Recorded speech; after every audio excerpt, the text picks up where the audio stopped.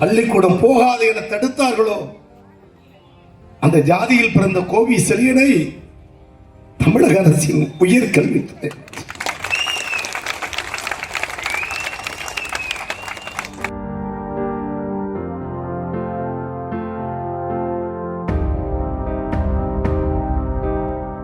ஆசுவாசப்படுத்திக் கொண்டு அடுத்த வினாடி அந்த பிரேக்கிங் நியூஸ் மாறி வருகிறது. செந்தில் பாலாஜி மீண்டும் மதுவிலக்கு மற்றும் ஆயத்தீர்வை மின்சாரம் துறை ஒதுக்க வேண்டும் அல்லவா?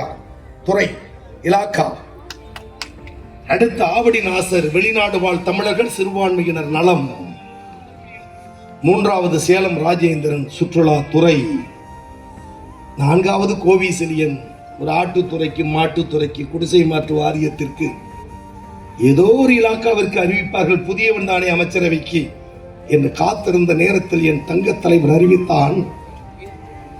எந்த ஜாதிக்கு கல்வி இல்லை என்றார்களோ அந்த ஜாதியில் பிறந்த கோவி செழியன்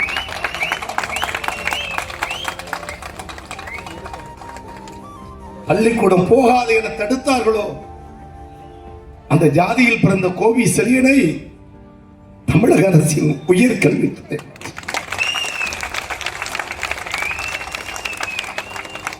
என் அண்ணன் எஸ்ஆர்எஸ் சொன்னார், அனைவருக்கும் அனைத்தும் வாய் வார்த்தல்ல, எங்க தங்க தலைவன் ஒரு தாழ்த்தப்பட்டவனுக்கு தந்த உயர்ந்த பதவி உயர்கல்வி.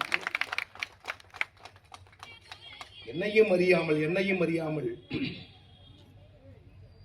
இந்த எளிய தொண்டன் கோவி செழியனுக்கு தரப்பட்ட உயர்கல்வி துறை கற்றலும் கற்பித்தலும் அவன் தொழில் எவன் தொழில்? ஐயர் ஐயங்கார் சர்மா சாஸ்திரி.